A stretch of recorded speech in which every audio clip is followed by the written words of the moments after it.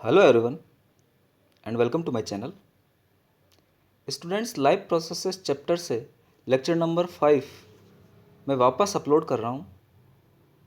इस लेक्चर में मैंने transportation, blood circulatory system, pumping organ heart, lymphatic system etcetera topic के बारे में चर्चा की थी। तो आइए स्टूडेंट्स, इस टॉपिक को वापस शुरू करते हैं। टॉपिक को शुरू करने से पहले कुछ लाइनें आप सभी लोगों के लिए कि रख हौसला वो मंजर भी आएगा, प्यासे के पास चल के समंदर भी आएगा। कि रख हौसला वो मंजर भी आएगा, प्यासे के पास चल के समंदर भी आएगा। थक कर न बैठे मंजिल के मुसाफिर, थक कर न बैठ ए मंजिल के मुसाफिर, मंजिल भी मिलेगी और मिलने का मज़ा भी आएगा। तो स्टूडेंट्स, आप लोगों को थकना नहीं है, लर्निंग प्रोसेस को आगे जारी रखना है और हमेशा सीखते रहना है, जैसा कि मैं हर बार कहता हूँ। तो आइए स्टूडेंट्स, हम शुरू करते हैं पुनः लेक्चर नंबर 5। आप मेरे साथ साथ नोट्स बनाते हुए भी चलिए। तो हमारा टॉपिक है स्टूडेंट्स ट्रांसपोर्टेशन। ट्रांसपोर्टेशन से क्या मतलब होता है स्टूडेंट्स? देखिए, इट मीन्स टू कैरी और transfer substances from one part of the body of an organism to other parts of its body. Transportation का सिंपल सा मीनिंग है स्टूडेंट्स कि सब्सटेंसेस को ऑर्गेनिज्म की बॉडी में एक पार्ट से दूसरे पार्ट की तरफ, एक भाग से दूसरे भाग की तरफ ट्रांसफ़र करना या भेजना, उसे ही हम ट्रांसपोर्टेशन कहेंगे। It is a life process in which a substance synthesized और absorbed in one part of the organism is carried to other parts of its body. Students, transportation भी लाइफ प्रोसेस का ही एक भाग है, यह भी एक प्रकार का लाइफ प्रोसेस है। ऑर्गेनिजम्स की बॉडी में वेरियस प्रकार के सब्सटेंस जो है सिंथेसाइज होते रहते हैं और एब्जॉर्ब होते हैं। तो इन सिंथेसिस होने वाले सब्सटेंसेस को और एब्जॉर्ब होने वाले सब्सटेंसेस को उसकी बॉडी में एक भाग से दूसरे भाग की तरफ, one part two another part, transfer करना ही ट्रांसपोर्टेशन कहा जाएगा। तो आप कोई से भी डिफाइन लर्न कर सकते हैं। आगे हम ट्रांसपोर्टेशन इन ह्यूमन बींग्स की बात करेंगे। ह्यूमन बींग्स में किस प्रकार से ट्रांसपोर्टेशन पाया जाएगा। In human beings there are 2 circulatory systems. Students, human beings के अंदर 2 प्रकार के सर्कुलेटरी सिस्टम्स पाए जाते हैं। पहला टाइप हो जाएगा ब्लड वेस्कुलर सिस्टम और दूसरा हो जाएगा lymphatic system. These systems are transported the materials to relevant cells, organs and tissues. ये जो सिस्टम्स है स्टूडेंट्स, ब्लड वेस्कुलर सिस्टम और लिम्फेटिक सिस्टम, ये सिस्टम्स मटेरियल्स को, सब्सटेंसेस को रिलेवेंट सेल्स की तरफ, ऑर्गन्स की तरफ, टिश्यूज की तरफ ट्रांसपोर्ट करने का काम करते हैं। इनसे संबंधित कोशिकाओं की तरफ, अंगों की तरफ और ऊतकों की तरफ, टिश्यूज को ऊतक बोलेंगे, मटेरियल्स को ट्रांसपोर्ट करने का काम करेंगे। तो स्टूडेंट्स, बहुत ही अच्छी तरीके से आप वापस लर्न करेंगे और नोट्स बनाते हुए चलेंगे। आगे हम ब्लड वेस्कुलर सिस्टम को शुरू करते हैं। It includes blood vessels and A pumping organ heart. Blood vascular system में स्टूडेंट्स हम ब्लड को इंक्लूड करते हैं, ब्लड वेसल्स को इंक्लूड करते हैं और एक पंपिंग ऑर्गन, जिसे हम हार्ट बोलेंगे, उसको इंक्लूड करेंगे। ब्लड की बात करें स्टूडेंट्स, तो blood is a red coloured liquid connective tissue. Blood एक प्रकार का लाल रंग का लिक्विड कनेक्टिव टिश्यू है, क्योंकि इसके अंदर एक रेड कलर का पिगमेंट पाया जाता है, हीमोग्लोबिन। इसी वजह से ब्लड का जो कलर होता है स्टूडेंट्स, वो रेड रंग का होता है। आप लर्न करेंगे haemoglobin, very very important. Main components of blood की बात करें स्टूडेंट्स, तो सबसे पहला कंपोनेंट जो हो जाएगा वो प्लाज्मा हो जाएगा। Blood as a liquid part, blood के अंदर एक लिक्विड पार्ट पाया जाता है जिसे हम प्लाज्मा कहेंगे। प्लाज्मा के अंदर 90% वाटर और डिजोल्व मैटर, जिसके अंदर proteins, common salt, digested food और वेस्ट प्रोडक्ट, जिसमें कार्बन डाइऑक्साइड और यूरिया प्रमुख है, और हार्मोन्स पाए जाते हैं स्टूडेंट्स। तो आप प्लाज्मा का कंपोजिशन भी बहुत अच्छे ढंग से लर्न करेंगे students, very very important. Red blood cells, white blood cells and platelets are emerge in this liquid. Plasma liquid के अंदर आपकी आरबीसी, डब्ल्यूबीसी और प्लेटलेट्स, लाल रुधिर कणिकाएँ, श्वेत रुधिर कणिकाएँ और बिंबाणु इसके अंदर इमर्स्ड पाए जाएंगे, इसके अंदर घुले हुए पाए जाएंगे। आप लर्न करेंगे स्टूडेंट्स, इस प्लाज्मा के अंदर ये सारी की सारी ब्लड सेल्स भी पाई जाती है। रेड ब्लड सेल्स की यदि हम बात करें, red blood cells are red in colour. Red blood cells जो है वो लाल रंग की होती है ड्यू टू हीमोग्लोबिन, जैसा कि मैं पहले भी बता चुका हूँ। This cells carry oxygen from the lungs to all the cells of the body.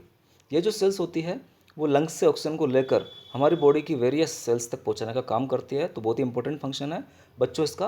Red blood cells are circular in shape and lack nuclei. Red blood cells जो होती है उसका शेप सर्कुलर आप बोल सकते हो या इसे बाइकॉनकेव कहा जा सकता है, और इसके अंदर न्यूक्लियस का अभाव होता है या इसके अंदर न्यूक्लियस नहीं पाया जाता है स्टूडेंट्स। बहुत ही इंपॉर्टेंट कैरेक्टरिस्टिक्स है आरबीसी का कि इसके अंदर न्यूक्लियस नहीं होता है। वाइट ब्लड सेल्स की हम बात करें तो they are called soldiers of the body. इन्हें हम हमारी बॉडी का सोल्जर भी कहते हैं because this cells fight infection and protect us from disease. क्योंकि ये जो सेल्स है बच्चों, ये इन्फेक्शन से फाइट करती है और हमें वेरियस प्रकार की डिजीजेस से प्रोटेक्ट करने का काम करती है। Some white blood cells can eat up the germs, और कुछ वाइट ब्लड सेल्स जो है वो जर्म्स को खाने का काम भी करती है जो कि बीमारी फैलाते हैं। अदर वाइट ब्लड सेल्स में chemicals known as antibodies.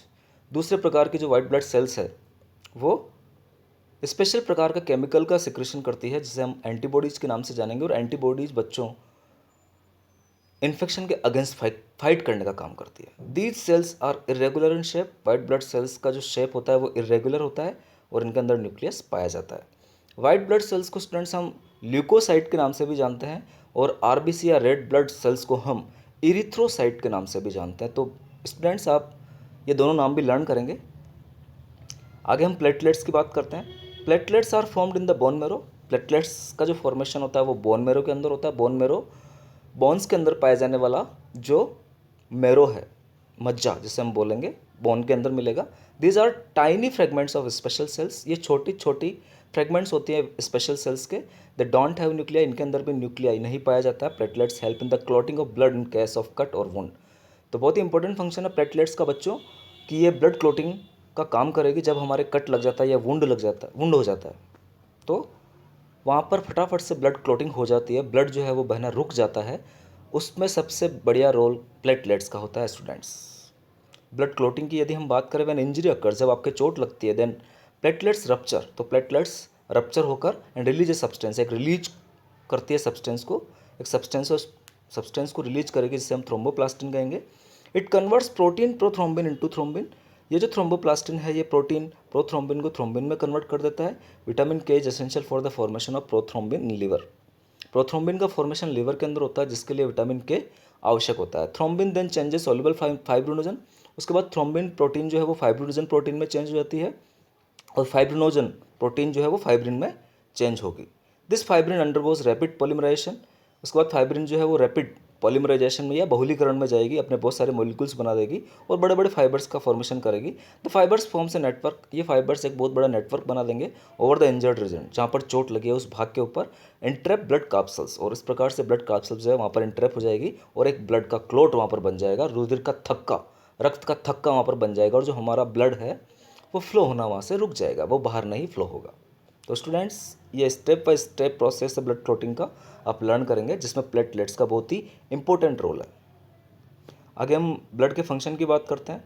Blood helps in transportation of soluble digested food from the small intestine to various parts of the body where they are stored और एसिमिलेटेड। तो blood जो है students transportation में बहुत ही अच्छी मदद करता है। ये डाइजेस्टेड फूड को स्मॉल इंटेस्टाइन से लेकर वहाँ से वेरियस पार्ट में भेजने का काम करेगा, और ये दूसरी जगह जाकर स्टोर हो जाएगा या एसिमुलेट कर दिया जाएगा। ब्लड के द्वारा ही ये प्रोसेस होगा स्टूडेंट्स। तो आप लर्न करेंगे। Blood carries hormones from the endocrine glands to target organs. Endocrine glands ऐसी ग्लैंड्स जो डक्टलेस है, जिनके सिक्रेशंस को ले जाने के लिए कोई ट्यूब्यूल्स नहीं पाई जाती है, उनके सिक्रेशंस हार्मोन्स को भी ब्लड जो है वो टारगेट ऑर्गन तक पहुंचाने का काम करेगा। Blood carries soluble excretory material. इसके अलावा जो सोल्यूबल एक्सक्रीटरी मटेरियल्स है जिसे हम बाहर निकालेंगे, such as urea, to organs of excretion, जैसे यूरिया, उनको किडनी तक पहुंचाने का काम भी ब्लड का हो जाएगा। Blood helps to maintain a constant body temperature by distributing the excess heat from the deeply seated organs. तो लर्न करेंगे स्टूडेंट्स, हमारी बॉडी का जो कांस्टेंट बॉडी टेम्परेचर है लगभग 37 डिग्री सेंटीग्रेड, वो भी ब्लड के द्वारा ही बनाए रखा जाएगा। ये हीट को जो डीपली सीटेड ऑर्गन है वहाँ तक डिस्ट्रीब्यूट करने का काम करता है और हमारा बॉडी का टेम्परेचर कांस्टेंट बनाए रखने में मदद करेगा। Blood transports oxygen from the lungs to all parts of the body. जैसा कि पहले मैं बता चुका हूँ, लंग्स से ऑक्सीजन लेकर ब्लड जो है पूरी बॉडी की सेल्स को ट्रांसपोर्ट करने का काम भी करता है। तो ये ब्लड के इंपॉर्टेंट फंक्शन हो जाएंगे बच्चों, आप बहुत अच्छे ढंग से लर्न करोगे। ब्लड वेसल्स की आगे हम बात करते हैं। ब्लड को ले जाने के लिए हमारे शरीर में कुछ वेसल्स पाई जाती है, वाहिकाएँ पाई जाती है। तो उसमें सबसे पहले स्टूडेंट्स आएगी arteries. Arteries carry blood away from the heart to various organs of the body. Learn करेंगे आर्टरी का फंक्शन। ये हार्ट से ब्लड को लेकर हमारी बॉडी के विभिन्न अंगों तक भेजने का काम करती है, ऑर्गन्स तक ले जाने का काम करती है।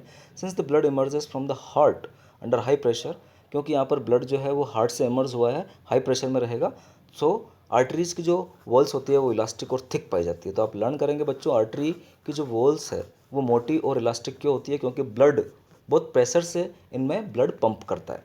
वेंस की यदि हम बात करें तो वेंस जो है वो डिफरेंट ऑर्गन्स जो है हमारी बॉडी के, वहाँ से ब्लड को कलेक्ट करने का काम करेगी और वापस इसको हार्ट को पहुँचा देगी। They don't need thick walls, veins को मोटी भित्तियों की आवश्यकता नहीं होती है, because the blood is no longer under pressure, क्योंकि ब्लड जो है वो ज़्यादा बड़े प्रेशर में, बिग प्रेशर में यहाँ पर नहीं होता है। इंस्टीड दे हैव वॉल्स, तो very very important characteristics of veins, यहाँ पर वॉल्स पाए जाते हैं स्टूडेंट्स, कपाट पाए जाते हैं हिंदी में अगर अपन बोलेंगे, दैट इंश्योर, जो कि इंश्योर करेंगे that the blood flows only in one direction, blood जो फ्लो हो रहा है वो केवल एक डायरेक्शन में ही फ्लो हो। तो बहुत इंपॉर्टेंट कैरेक्टरिस्टिक्स है वेन का स्टूडेंट्स, क्वेश्चन आता रहता है इसके ऊपर।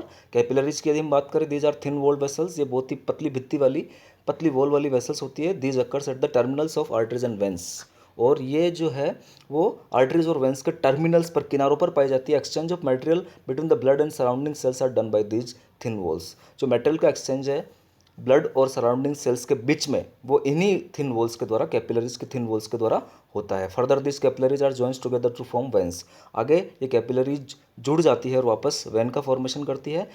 That convey the blood away from the organ और टिश्यू, जो कि ब्लड को ऑर्गन और टिश्यू से दूर हार्ट की तरफ भेजने का काम करती है, जैसा कि पहले भी हम देख चुके हैं। तो आप लर्न करेंगे बच्चों। आगे हम हमारे पंपिंग ऑर्गन हार्ट की बात करते हैं। The heart is a muscular organ, एक मस्कुलर ऑर्गन है हमारा heart. This is as big as our fist, ये हमारी मुट्ठी जितना ही बड़ा होता है, फिस्ट मतलब मुट्ठी। Because both oxygen and carbon dioxide have to be transported by the blood, हम जानते हैं स्टूडेंट्स कि ऑक्सीजन और कार्बन डाइऑक्साइड दोनों का जो ट्रांसपोर्टेशन है वो ब्लड के द्वारा होता है। The heart has different chamber to prevent the oxygen rich blood from mixing with the blood containing carbon dioxide.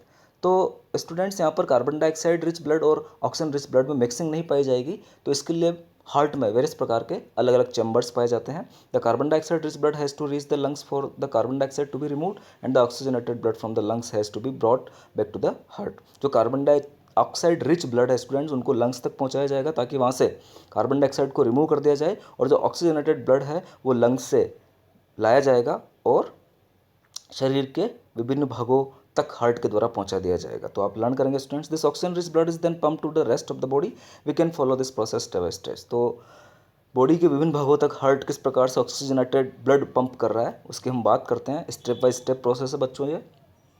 Oxygen rich blood from the lungs comes to the thin walled upper chamber of the heart on the left atrium. जो oxygen rich blood है students वो lungs से सबसे पहले thin walled का जो अपर chamber है जो कि लेफ्ट साइड में है, लेफ्ट एट्रियम में आएगा। आप लर्न करेंगे सबसे पहले ब्लड जो आ रहा है लंग्स से वो लेफ्ट एट्रियम में आ रहा है। अभी हम डायग्राम भी देखेंगे हार्ट का। द लेफ्ट एट्रियम रिलैक्सेस, उसके बाद लेफ्ट एट्रियम रिलैक्स हो जाएगा when it is collecting this blood, जब ये ब्लड इसके अंदर आ जाएगा। इट देन कॉन्ट्रैक्ट्स, और उसके बाद इसमें कॉन्ट्रैक्शन होगा while the next chamber the left ventricle expands, और उसके बाद इसके नीचे पाया जाने वाला जो लेफ्ट वेंट्रिकल है वो एक्सपेंशन में जाएगा, चौड़ा हो जाएगा, so that the blood is transferred to it, और उसके बाद ब्लड जो है इस चैम्बर में ट्रांसफर्ड कर दिया जाएगा। When the muscular left ventricles contracts in its turn the blood is pumped out of the body, और जब लेफ्ट वेंट्रिकल का कॉन्ट्रैक्शन का टाइम आएगा, ये एक मस्कुलर वेंट्रिकल होता है स्टूडेंट्स, तो इसके द्वारा पूरी बॉडी को ब्लड जो है वो पंप कर दिया जाएगा। तो आप लर्न करेंगे स्टूडेंट्स, जो लेफ्ट वेंट्रिकल है वो हमारी पूरी बॉडी में ब्लड को पंप करने का काम कर रहा है। Deoxygenated blood comes from the body, अब बॉडी के अंदर जो CO2 बन रही है स्टूडेंट्स वो ब्लड में मिक्स होगी तो डीऑक्सीजनेटेड ब्लड प्रोड्यूस होगा, और ये डीऑक्सीजनेटेड ब्लड जो है वो वापस लाया जाएगा अपर चैम्बर में on the right side, right atrium में आएगा। एज इट एक्सपांड, जैसे ही एक्सपांड होगा as the right atrium contracts, और राइट एट्रियम में जैसे ही कॉन्ट्रैक्शन होगा the corresponding lower chamber the right ventricle dilate, तो इससे रिलेट करने वाला करस्पॉन्डिंग जो लोअर चैम्बर है राइट वेंट्रिकल वो डायलेशन में जाएगा और ब्लड उसके अंदर आ जाएगा आपका deoxygenated. This transfers blood to the right ventricle which in turn pumps it to the lungs, और यहाँ से ब्लड को राइट वेंट्रिकल से ब्लड को वापस लंग्स में भेज दिया जाएगा ताकि वो वापस ऑक्सीजनेट हो जाए। Since ventricles have to pump blood into various organs, ventricles के द्वारा ब्लड को वेरियस ऑर्गन में पंप किया जाता है। They have thicker muscular wall, तो लर्न करेंगे स्टूडेंट्स इनकी वॉल्स जो होती है वो मोटी होती है, मस्कुलर होती है than the atria do, atrium की कंपेरिजन में, एट्रियम की तुलना में। तो आप लर्न करेंगे बच्चों किसकी वॉल जो है वो ज़्यादा मस्कुलर और थिकर होती है, तो वेंट्रिकल्स की। Walls ensure that blood does not flow backwards, walls भी यहाँ पर मिलेंगे जो कि ब्लड के बैकवर्ड फ्लो को रोकेंगे व्हेन द एट्रिया और वेंट्रिकल्स कॉन्ट्रैक्ट, जब एट्रिया और वेंट्रिकल्स कॉन्ट्रैक्शन में जाएंगे। तो आप लर्न करेंगे वॉल का फंक्शन भी स्टूडेंट्स। ये हार्ट का डायग्राम है बच्चों, ये लेवल डायग्राम आप बनाने की प्रैक्टिस करेंगे, बहुत ही सुंदर डायग्राम आप लोग बनाएंगे। वेरियस पार्ट्स यहाँ पर आपको दिख रहा है, left atrium, left ventricle, right atrium, right ventricle. इसके अलावा भी बहुत सारे वॉल आपको नज़र आ रहे हैं, मिट्रल वॉल नज़र आ रहा है स्टूडेंट्स, आप लर्न करेंगे। ट्राइकस्पिड वॉल है, पल्मोनरी वॉल है, पल्मोनरी आर्टरी है, पल्मोनरी वेन है, अरोटा है, सुपीरियर वेना केवा है, इन्फीरियर वेना केवा है, पेरिकार्डियम है। तो बच्चों आप ये सारे पार्ट्स लर्न करेंगे और हार्ट का डायग्राम बनाने की प्रैक्टिस करेंगे। आगे oxygen enters the blood in the lungs. आगे हम देखते हैं जो ऑक्सीजन है वो ब्लड से लंग्स में किस प्रकार से एंटर होगी। The separation of the right side and the left side of the heart is useful to keep oxygenated and deoxygenated blood from mixing. जैसा कि मैं पहले बता चुका हूँ, हार्ट के अंदर जो राइट साइड और लेफ्ट साइड होती है वो इस चीज़ में मदद करती है कि ऑक्सीजनेटेड और डीऑक्सीजनेटेड ब्लड जो है वो सेपरेट रहे। Such separation allows a highly efficient supply of oxygen. इस प्रकार का सेपरेशन जो है वो हमारी बॉडी में एक हाईली इफिशिएंट ऑक्सीजन की सप्लाई सर्टेन करेगा to the body. This is useful in animals that have high energy needs. और ये सप्लाई बहुत ज़रूरी है ऐसे एनिमल्स में जिनको बहुत ही ज़्यादा एनर्जी नीड्स की आवश्यकता होती है, जैसे कि बर्ड्स में और मैमल्स में, which constantly use energy to maintain their body का टेम्परेचर। इनको एनर्जी की रिक्वायरमेंट इसलिए होती है बच्चों क्योंकि ये अपनी बॉडी का टेम्परेचर जो है वो एक निश्चित रेंज में बनाए रखते हैं, चेंज नहीं करते हैं अकॉर्डिंग टू एनवायरमेंट। तो इनको बॉडी टेम्परेचर को रेगुलेट करने में बहुत ही ज़्यादा एनर्जी की आवश्यकता होती है। In animals that don't use energy for this purpose, ऐसे एनिमल जो कि इस पर्पज से कोई भी एनर्जी यूज़ नहीं करते हैं, the body temperature depends on the temperature in the environment. उनका बॉडी टेम्परेचर जो है वो एनवायरमेंट के टेम्परेचर के साथ चेंज होता रहता है। सच एनिमल्स लाइक एम्फीबियंस और many reptiles have 3 chambered heart. ऐसे एनिमल्स जैसे कि एम्फीबिया की हम बात कर लेंगे, उभयचरों की, रेप्टाइल्स की बात कर लेंगे, तो इनके अंदर जो हार्ट होता है वो 3 चैम्बर्ड पाया जाता है and tolerate some mixing of the oxygenated and deoxygenated blood streams. और इनके अंदर कुछ मात्रा में ऑक्सीजन रिच ब्लड और कार्बन डाइऑक्साइड रिच ब्लड में मिक्सिंग पाई जाती है। तो आप लर्न करेंगे स्टूडेंट्स कि कौन से एग्जाम्पल्स में दोनों ही ब्लड सेपरेट रहते हैं और कौन से एग्जाम्पल्स में मिक्सिंग पाई जाएगी, कुछ मिक्सिंग वहाँ पर होगी। Fishes on the other hand, fishes की यदि हम बात करें बच्चों, have only 2 chambers to their hearts. उनके हार्ट्स में केवल 2 चैम्बर पाए जाते हैं and the blood is pump to the gills. और ब्लड को गिल्स में पंप कर दिया जाता है और वहाँ पर जाकर वो ऑक्सीजनेट हो जाएगा and passes directly to the rest of the body, और वहाँ से पूरी बॉडी में भेज दिया जाएगा। Thus blood goes only once through the heart. इस प्रकार फिशेज में यदि हम बात करें तो हार्ट के अंदर ब्लड एक ही बार आया है, तो इसे हम सिंगल सर्कुलेशन बोलेंगे स्टूडेंट्स, क्योंकि ब्लड जो है वो एक ही बार आया है, एक साइकिल में एक बार हार्ट के अंदर आया। On the other hand it goes through the heart twice during each cycle.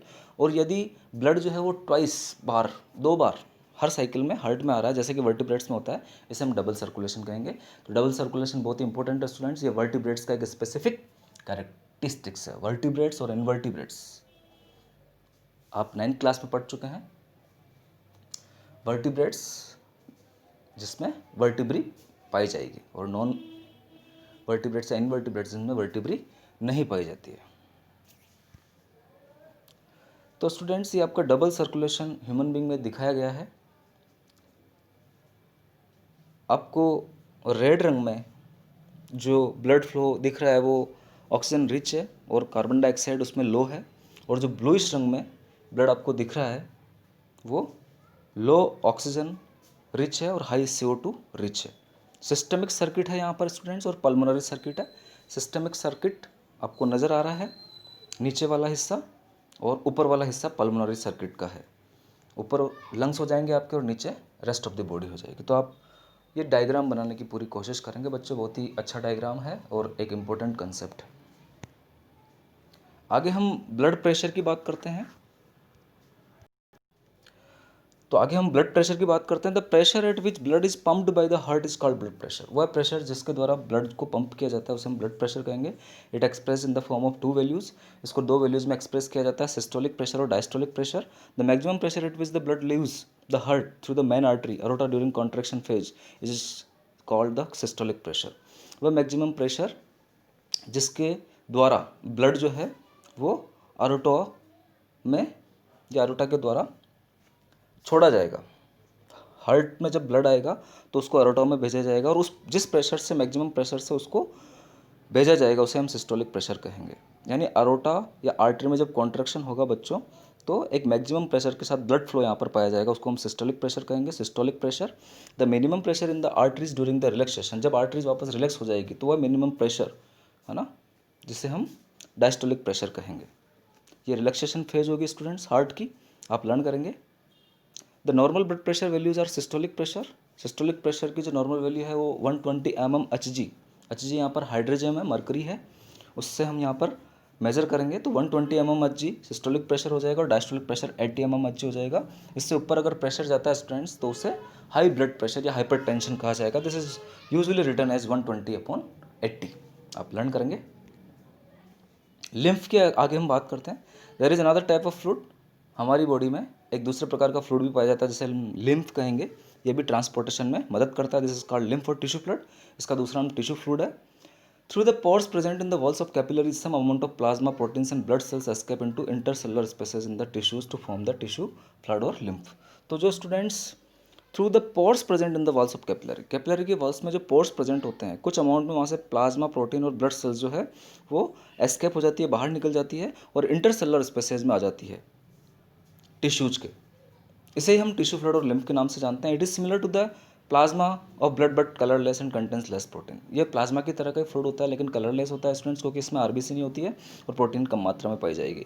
Lymph drains into lymphatic capillaries, lymph को लिम्फेटिक कैपिलरीज में भेजा जाता है इंटरसेलुलर स्पेसेस के द्वारा which join to form large lymph vessels, और आगे जाकर ये लार्ज लिम्फ वेसल्स का फॉर्मेशन करती है that finally open into larger veins, और फाइनली ये बड़ी वेंस में जाकर खुल जाती है। फंक्शंस ऑफ लिम्फेटिक सिस्टम की बात करते हैं। Lymph takes part in the nutritive process of the body, body के न्यूट्रिटिव प्रोसेस में, हमारी बॉडी का जो न्यूट्रिटिव प्रोसेस है उसमें लिम्फ भाग लेता है।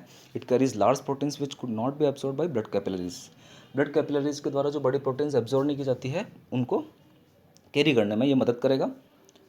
Lymph also carries digested fat, digested fat को भी ये कैरी करता है for the nutritive process, nutrition process में। This system protects the body by killing the germs. इसके अलावा लिम्फेटिक सिस्टम के द्वारा जर्म्स को भी किल किया जाएगा with the help of lymphocyte, lymphocyte की हेल्प मदद के द्वारा content in the lymph node, जो कि लिम्फ नोड में पाई जाएगी, and by making antibodies. Lymphocyte जो है एंटीबॉडीज बनाने का काम भी करती है बच्चों। Lymph helps in removing the waste product, इसके अलावा लिम्फ का काम हो जाएगा कि ये वेस्ट प्रोडक्ट को भी रिमूव करने में मदद करेगा, जैसे कि फ्रेगमेंट्स ऑफ डेड सेल्स के फ्रेगमेंट्स को रिमूव करना एटसेट्रा। तो ये फंक्शन हो जाएगा बच्चों। Thank you very much. तो इस वीडियो लेक्चर को मैंने वापस अपलोड किया है बच्चों, क्योंकि पुराने वाले वीडियो में चलने में कोई प्रॉब्लम आ रही थी यूट्यूब में, तो मैंने इसको वापस अपलोड किया है। आप वापस लर्न करेंगे अच्छी तरीके से। Thanks again.